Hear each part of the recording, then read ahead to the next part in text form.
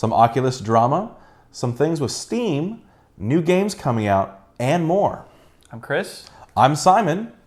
Welcome to WSGF News. Episode 8. Episode 8. Ocho. The Ocho.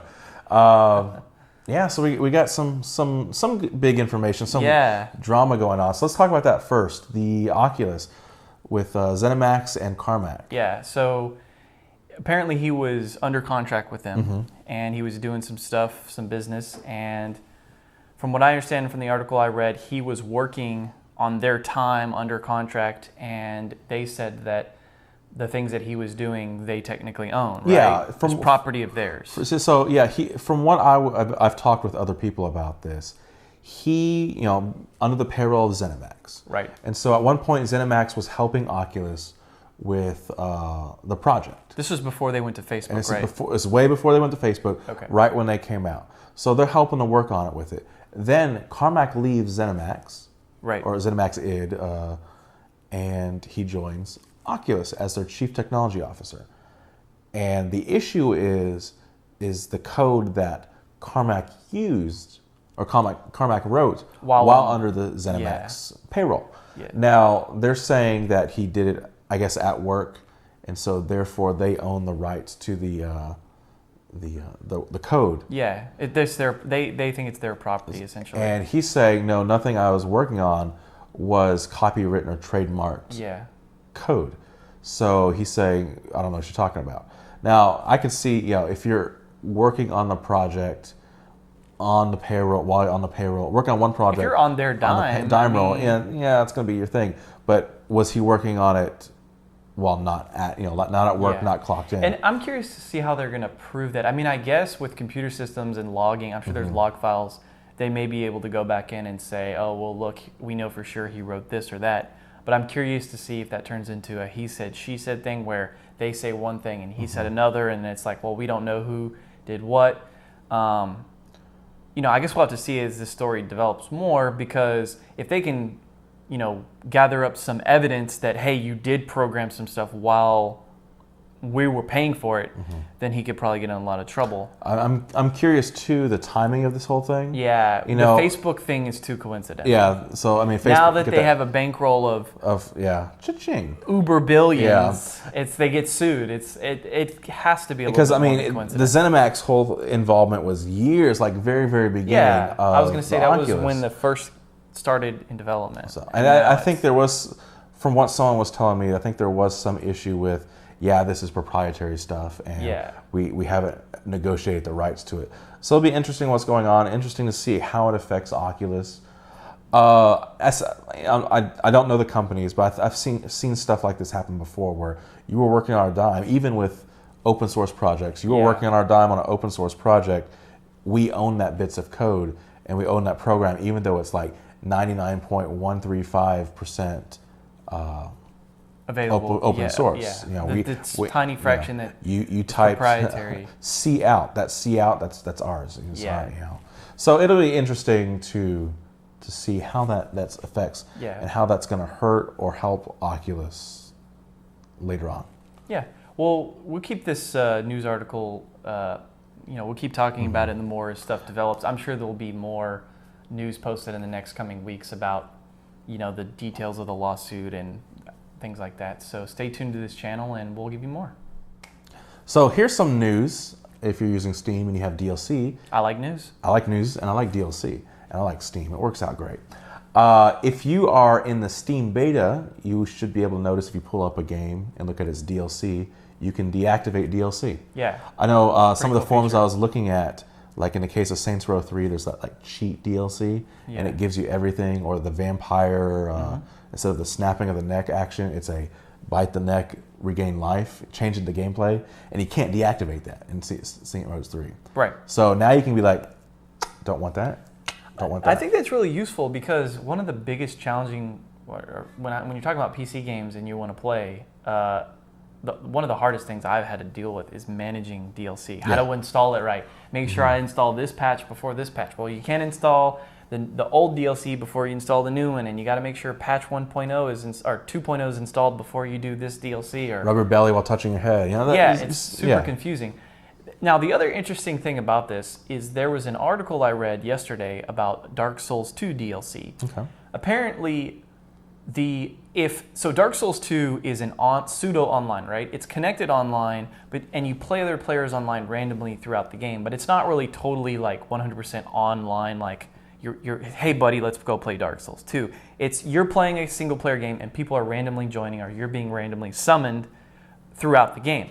But the interesting thing was it still connects to servers because it's online, and there's DLC for it. However, if the server goes offline or the game goes offline and you're not able to connect to the servers, you lose the DLC items.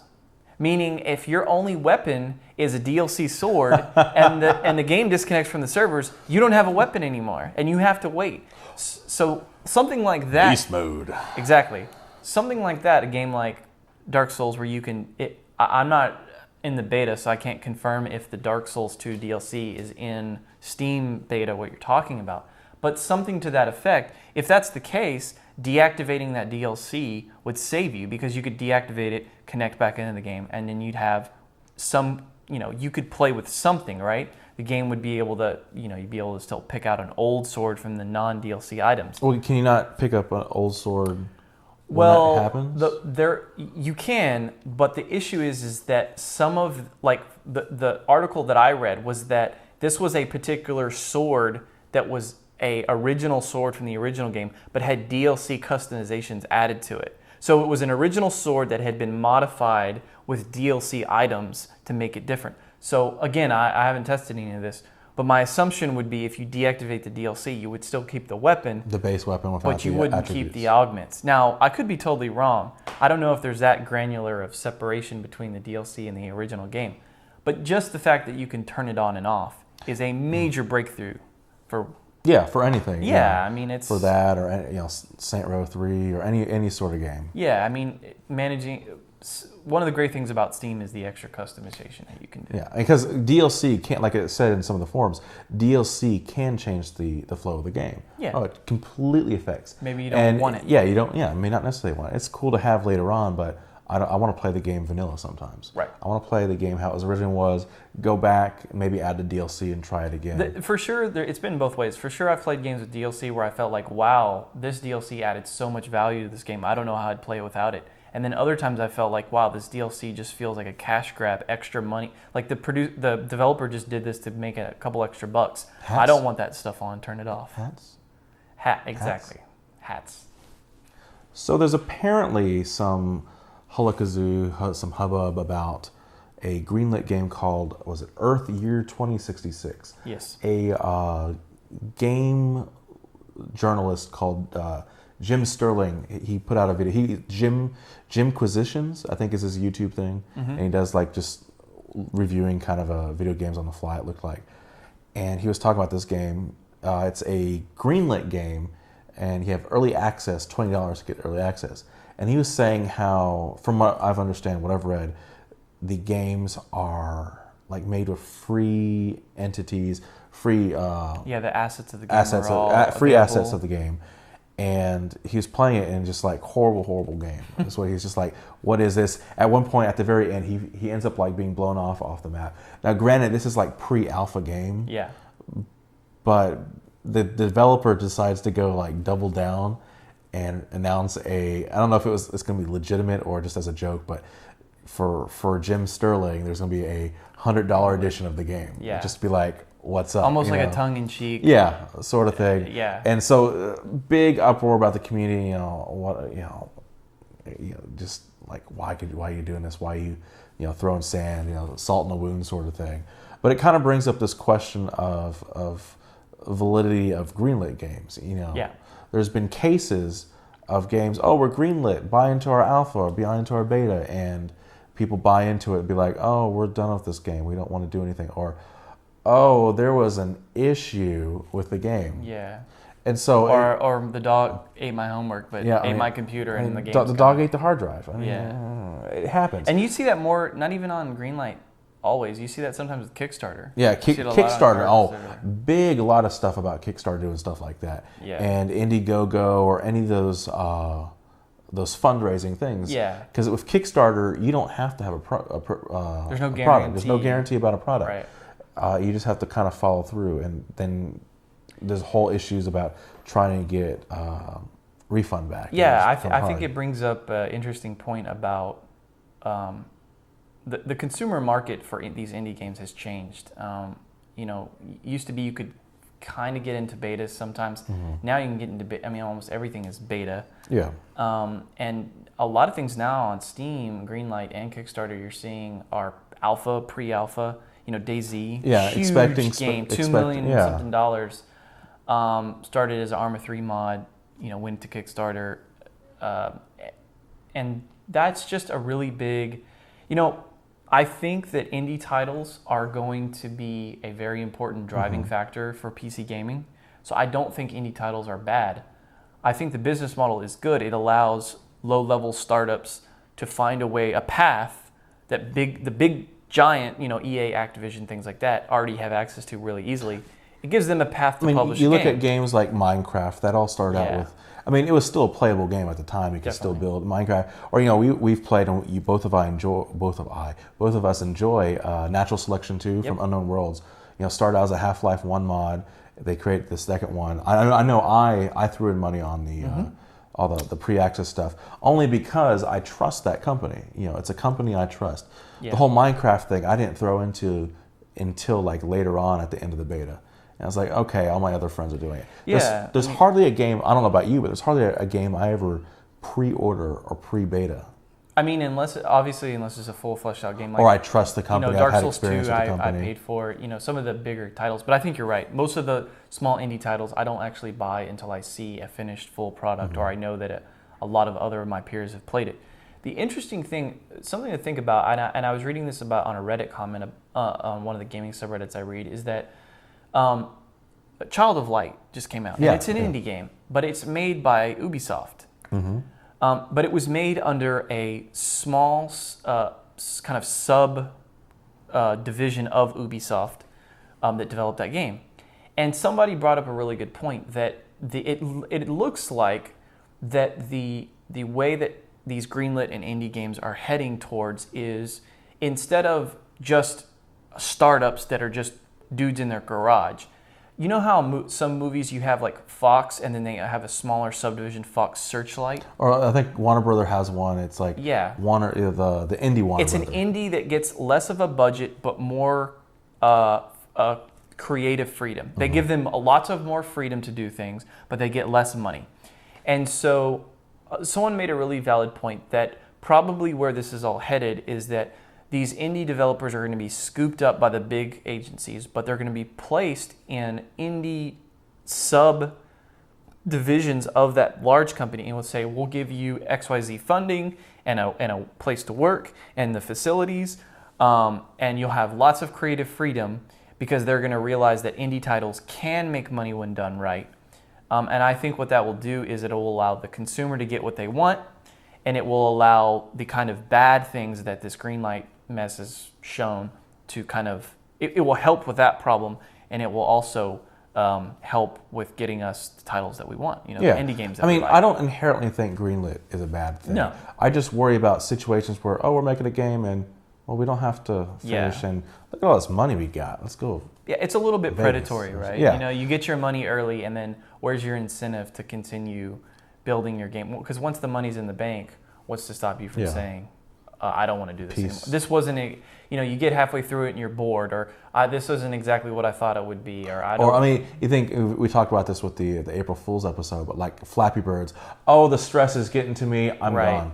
While people didn't do that, it's. What if you make a groundbreaking game, you get super popular, it's halfway finished, and then you want to bounce because you don't like the being a celebrity, being in the spotlight, you don't like all the attention. That, like you said, that happened. So it's a lot of interesting things to think about. I personally, Child of Light is an amazing game. I just worry because like you load up Steam, and it's like check out Greenlit. It's being pushed on us so much. I don't mind. I love indie games. I think most of my game collection is indie games. I feel like, but with all these like I have no idea who this person is, or I have no idea who this person is. Yeah. Why do I want to give them money? I think there's a happy middle ground between totally anonymous random people on the internet publishing games and blockbuster major corporations publishing games. I think there's some kind of middle ground, and I think the middle ground, or one of the options, not saying I'm right, but one of the options potentially could be where the large companies scoop up the indie people and put them in a place where they can be successful but still publish the indie game that they want. Or in this case, with like Valve, have more, I guess, observation or control power over it. Some. Well, they're on the record stating that they want Greenlight to be a self-sufficient wheel. They don't want to have to touch it. So they want that process to be automated, which is fine. But if it's going to be automated, there definitely needs to be a little bit more restrictive pruning process. I just want more of I can't even think of the word, but where I'm for sure it's like, this is going to happen, and some more accountability. That's what I was saying. Some more accountability for the indie game. Perhaps not getting all the money if they're on a Steam platform, because I trust Steam. I mean, sure. I trust Steam. I trust Valve. Or maybe the people can donate towards the game, but it goes into some holding pattern that Steam holds onto until the deliverables are met, or half and half. Like you get 50% on pre, and then 50% when you deliver, or something. I don't know what the solution is, but I think you're right. Yeah. There is a way to. There's going to be a middle ground. Now, talking good things about Greenlight. I mean, Greenlight I just read a couple of days ago about 40 or so games greenlit that are Linux compatible. Linux, which means Steambox as well. Yeah, so it's gonna be awesome. So there's good aspects to it too. It's definitely. Just it's a new system.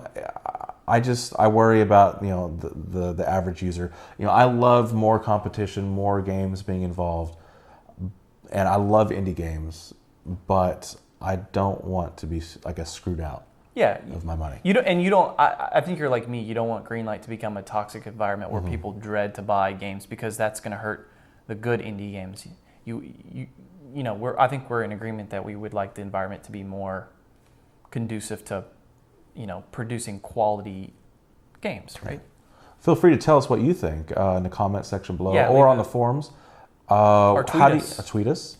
How do you feel about Greenlight games? How do you feel about purchasing Greenlight games? Voting on Greenlight games. Let us know what you think. So a couple game trailers were released this week. The first one I think we should talk about, Eve Valkyrie, which it's another space thing. We were talking about Star Citizen during the PAX episode. I'm always big. So this is going to be another space shooter. Oh yeah, space shooter game. This is supposed to have Katie Sackhoff. If you don't know, Battlestar Galactica. She's in like one of those Western ones too. She's like a Western cop. Anyway, Battlestar Galactica, Katie Sackhoff. So she's going to be in that, and it looks awesome, even though it's an alpha trailer. Yeah, it looks really good. I dabbled in Eve a little bit, but anything that's sci-fi shooter, sign me up. I'll play especially, 3 monitors sort of thing. It's supposed to have Oculus support. Yep. So that's going to be really, really cool. Don't know about the iFinity or surround support yet, but... Fingers crossing? Yeah. Was it CCCP or something like that as the company? Yeah. So I know it works in Eve. Does it? Multi-monitor? Okay. Multi-monitor, yeah. Multi-monitor works on Eve, like regular Eve, so... So here's hoping. I really hope so. But it looks really, really cool. Different sort of cockpit than, you're used to with the Star Citizen. But, just flying around, shooting some things. I like blowing stuff up in space. In space, yeah. Space. Anyway, that's going to be really, really cool. Okay. Another trailer I saw, Factico? Let me make sure I'm saying that right. Yeah, Factorio, I'm sorry. Factorio. This really looks like almost like a colonization game meets Railroad Tycoon. Yeah, like a Railroad Tycoon kind of indie, like 8-bit with kind of a little SimCity thrown in, and then some sci-fi, like maybe StarCraft or something thrown in. It looks really good. Collecting your resources and having to distribute the resources from one place to another, merging resources. That resources, maybe on a train or on a treadmill or a track mill. And I guess it's repercussions of what you're doing, because there's some factories. Kind of like Banished, maybe? Yeah, maybe actually. Like a little bit Banished tied in with 8-bit stuff, with this whole sci-fi kind of. But you see like the smog deteriorating the land, and you see the creatures, I guess, the mutated from that land, the smog, and which then go attack you. So I guess it's like a cyclical thing, circle of life. You're pulling from this, but you're creating this, and they're trying to attack you for this. blah blah blah. I don't know if it's supposed to be comical or not, but you see the creatures going up on the rail track, and then train comes by and squishes over them. But it looks like a little defense thing, because right before they do that, they're getting shot at. Yeah, it looked like you had Marines that could shoot people. So I mean, I'm a huge fan of like sim games. Like I played Banished like crazy, and if it's as developed and as fleshed, I mean, Banished had a lot of meat there. I mean, you could get really nitty gritty into managing, the micromanaging of everything, and it looked a lot like that. Yeah. I mean, it showed like 6 different paths that things took to be constructed and built and transported. So it looked really good. That's definitely another game on my radar. Now, I know they've been in beta, or actually it's a beta for transferring it from Xbox to PC. Right. Battleblock Theatre from Behemoth. This is Behemoth, the guys that did Castle Crashers. Yeah. And there's an Alien, I forget what it's called. Oh, I don't remember either. I feel bad. But they have Battleblock Theatre. I know it was on Xbox. Yep. And they're bringing it to PC. Now, the reason we're bringing this up is because everyone who signed up for the beta, according to an email and a letter I saw, they are going to get the game for free as a thank you for helping us, or helping them kind of test it out. And that's really cool. Getting a game, being a beta tester and getting a whole game for free. I mean, wow. That's a big deal. Yeah, it's a $15 game normally, so it's not like breaking the bank to purchase the game. But it's a real nice thank you, I guess, from Behemoth. And I don't know about you, but I played the shit out of Castle Crashers. Yeah. I loved Castle Crashers. That was one of my most top favorite. When I had an Xbox, I played. It was 4-player drop-in co-op. It was so much fun. You could play online. Story was really good. I liked the artwork, the assets they use. Behemoth as a developer, I just liked them in general. I've always had like a soft spot for them. So this, their new game has been out for Xbox. I don't have an Xbox this time around, so I haven't been able to play it. But now that it's coming to Steam, I'm really looking forward to it. And it's going to have a level creator in it. And tons we of we watched the trailer before this, and I guess it might be playing over us. That's a great trailer. It's just a funny trailer. Yeah, the guy in that thing is hilarious. Yeah. He's like half annoying, screaming at you, and half like making these outlandish comments, like in 10 million pixels. Yeah. Oculus is times 5. It's great. It's great. It shows like the guy wearing 5 Oculuses, and then it puts someone on top of his head wearing Oculuses, or hair simulator, and it shows the characters with different hair. It was great. It's a great trailer. I mean, but that's why as a company I like them all. They've always had that kind of off the cuff crazy humor that's. I mean, the Castle Crashers stuff has been the same. The characters in there, you can definitely see the same theme.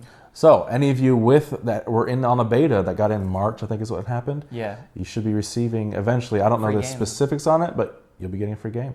Awesome.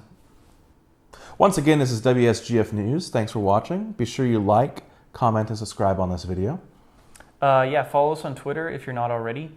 You can follow the main WSGF Twitter account at WSGF. You can follow me at Computer Lasco. You can follow Simon at The Destroyer. At The Destroyer FTW. FTW. On the YouTube channel, you can see our other podcast episodes. We've also got some DRs. We've got some discussions about 4K and multi-monitor setups. Skip, the owner of the site, has done some stuff there as well. Be sure, if you're in the Houston, Texas area, May 23rd to 26th, you swing by Comicpalooza at the George R. Brown Convention Center and give us a shout out. Hi, we'll be there. AMD will be there. Maybe Ergotech will send someone down there. Yep.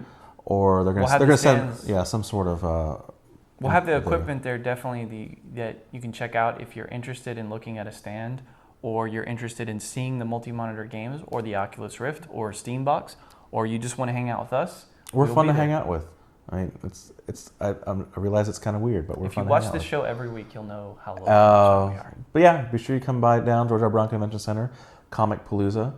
We will see you next week. Next week, guys.